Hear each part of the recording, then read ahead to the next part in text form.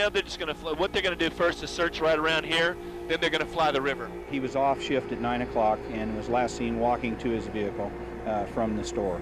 And we just don't have a lot of indicators out there to tell us what transpired after that. July 15th, 1997, in Colusa, a small town a little more than 50 miles northwest of Sacramento, 16-year-old Eric Ingebrigtsen, a popular student and athlete, disappears after leaving his job at a local supermarket, setting off a frantic citywide search.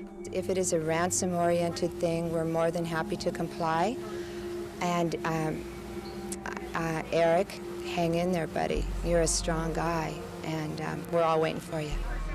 You know, it's just something that's you never think's going to happen to you. It's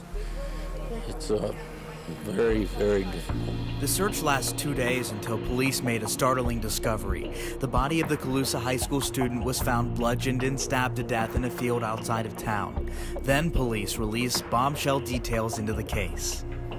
The sheriff's office currently has 2 individuals detained pursuant to the investigation.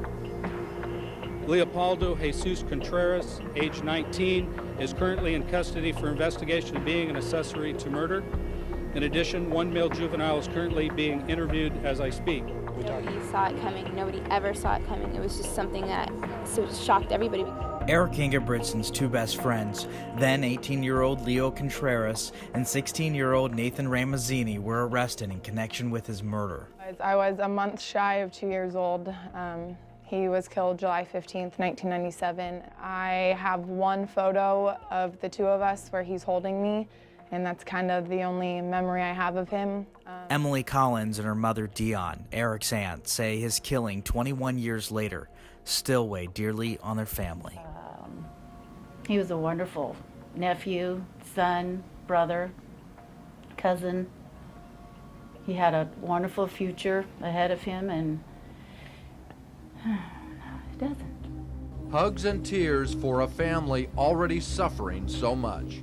The case dragged on for nearly a year, but after a series of new evidence, including witness statements, a bloody car, bloody clothes, and a knife found in a dumpster, and a taped 4-hour confession, sealed Ramazzini's fate.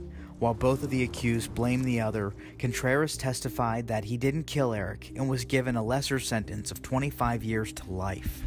Contreras says when they picked up their friend after work last summer, he had no idea Ramazzini planned a murder until they got out in a secluded field and Ramazzini hit Ingebrigtsen with a baseball bat. Contreras says he didn't stop it because I felt threatened by Nathan. I felt the fear of what he had done. And at 17 years old, Ramazzini was convicted of orchestrating the murder and the harshest possible sentence of life in prison without the possibility of parole. My prayers have been answered and justice has been served, and Eric will always be with us. It's all over. But now, Eric's family says the justice received more than 20 years ago could be at risk. SB 394 would enable individuals who were under 18 at the time of their crime the opportunity to have a youth offender parole hearing. The family contends there are flaws and changes to the state's criminal justice system in recent years. New laws meant to give a second chance to people who were juveniles when they committed a crime and later sentenced to life without parole, and to comply with the 2016 U.S. Supreme Court ruling which found that mandatory life without parole for juvenile homicide offenders violates the Eighth Amendment's prohibition on cruel and unusual punishments. Youth offenders who commit serious crimes should be held accountable. This bill holds them accountable by providing a lengthy prison sentence, in no case less than 25 years, and in many cases it would be more than 25 years before they can gain parole. SB 394 will remedy now unconstitutional juvenile sentences of life without the possibility of parole. There will be no guarantee of parole, only an opportunity for the person to work hard and try to earn a chance for parole. According to the American Civil Liberties Union, no prisoner sentenced to life without parole has ever been released, nor has any California governor, Democrat or Republican, granted clemency to a prisoner sentenced to life without parole.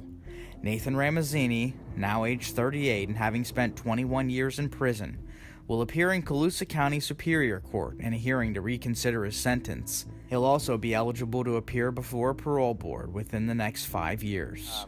And when the final decision came on Nathan's trial, You thought that that would just be the very end of it. And I was there. He would be there and in prison for life. Sentenced to life plus 1 year. No, I mean, never, ever thought that we would be going through this again. That peace and that justice have just been stripped away from us. As Eric Ingebretsen's family once did in 1997 to remember their murdered loved one, family members and the community this week are placing signs and blue ribbons to bring awareness to the case and calling for any appeals for mercy to be denied.